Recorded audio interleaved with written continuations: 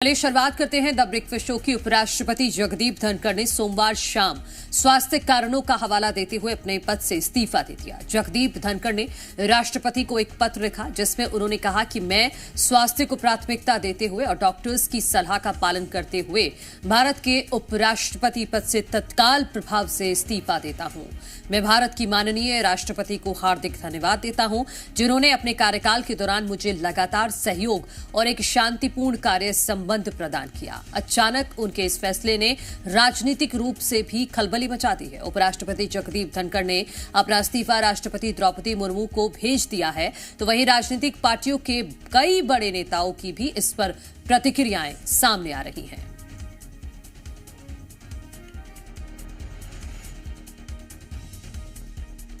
हम तो कोई स्पेकुलेट नहीं करेंगे कि ये हवाला सही है या नहीं है जो इस्तीफा उन्होंने दिया है। मैं तो व्यक्तिगत रूप से मैं खुश नहीं हूं कि मैं जब पार्लियामेंट जाऊंगा तो उनको नहीं देखूंगा, क्योंकि मेरे उनके साथ संबंध बड़े वर्षों से हैं। हमेशा हाउस में बैठकर कहते थे कि विपक्ष को और सत्ता पक्ष को एक मत से आगे बढ़ना चाहिए, क्योंकि बात सवाल देश का होता है। वो बात भी सही है, लेकिन हर एक का नज़रिया अलग अलग होता है, तो कई बार हाउस भी नहीं चलता। देखिए, ये बहुत ही शॉकिंग न्यूज़ है हम सबके लिए, सत्ता पक्ष के लिए पता नहीं, लेकिन ऑपोजिशन के लिए तो शॉकिंग न्यूज़ है। आपने देखा कांग्रेस के जयराम रमेश जी ने भी इस पर ट्वीट किया है। हाउस में बिल्कुल ऐसा महसूस नहीं हुआ कि वो आज ही रिजाइन करने वाले हैं, क्योंकि सुबह में उन्होंने बर्थडे विश भी किया माननीय खड़गे जी को।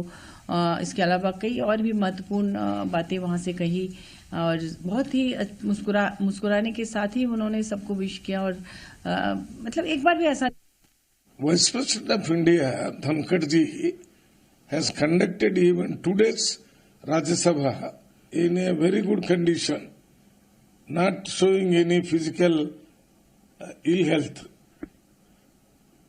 Though this is mainly a matter of BJP party, but he is Vice President of India, so we have also some concern about it. The resignation, though it is mentioned in his letter, that is, his health is not good to continue as Vice President of India.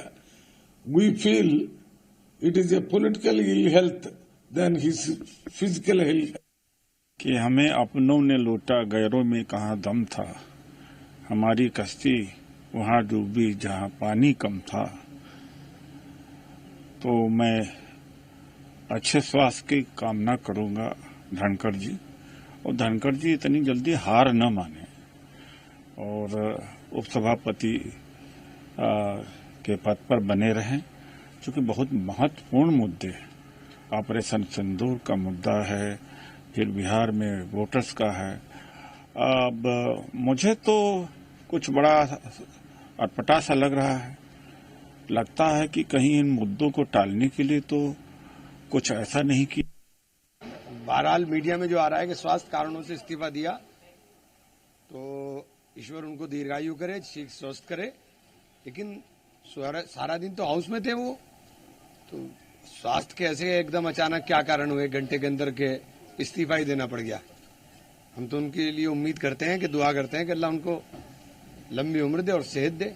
बस समझ में नहीं आया। मैं कह रहा हूं ना कि सारा दिन आप ठीक बैठे हुए काम कर रहे हैं, आप पूरा दिन हाउस में हो और आपने जाके आके मेरी तबीयत खराब है और मैं इस्तीफा दे रहा हूं, तो ये समझ से बाहर है।